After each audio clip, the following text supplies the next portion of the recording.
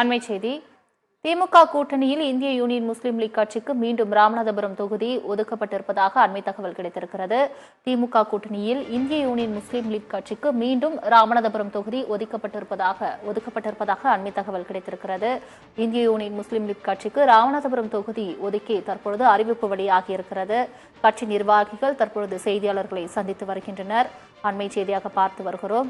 நாடாளுமன்ற தேர்தல் நெருங்கி வரும் சூழலில் தற்பொழுது தொகுதி பங்கீடு வெகு விறுவிறுப்பாக அனைத்து கட்சிகளிலும் நடைபெற்று வரும் சூழலில் திமுக கூட்டணியில் இந்திய யூனியன் முஸ்லீம் லீக் கட்சிக்கு மீண்டும் ராமநாதபுரம் தொகுதி ஒதுக்கப்பட்டிருக்கிறது. தற்பொழுது அக்கட்சியின் நிர்வாகிகள் அளிக்கும் பேட்டியை பார்க்கலாம்.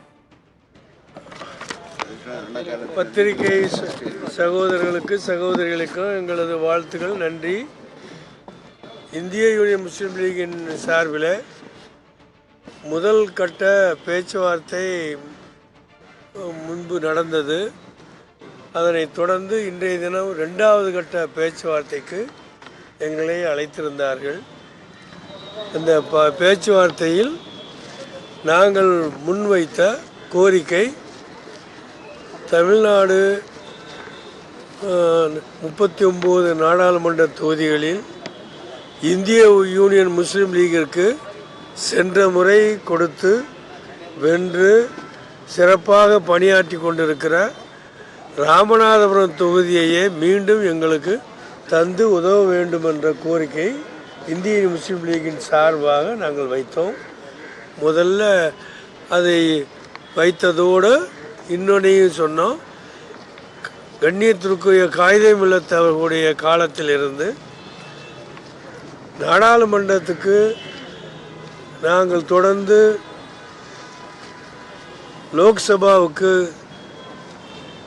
முஸ்லீம் லீக்குடைய எம்பிகளை தொடர்ந்து அனுப்பி வந்திருக்கிறோம்.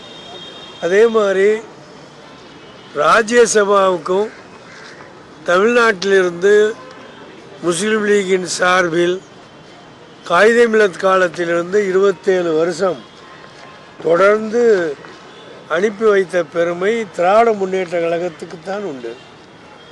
அது சில வரலாற்று பிழைகளினாலோ அல்லது மாற்றங்களினாலோ அது இடையிலே தடைபட்டு போய்விட்டது.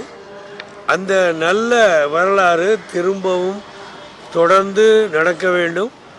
அந்த நல்ல வரலாறு தொடர்ந்து நடப்பதோடு இனி வருங்காலம் முழுவதிலும் அப்படிப்பட்ட வரலாறு நீடிக்குமாறு திராவிட முன்னேற்ற கழகம் இந்திய முஸ்லீம் லீகிற்காக வேண்டி ஒரு ராஜ்யசபா சீட்டையும் ஒதுக்கி தந்தால் மேன்மையாக இருக்கும் என்று அன்போடு நாங்கள் கேட்டுக்கொண்டோம்.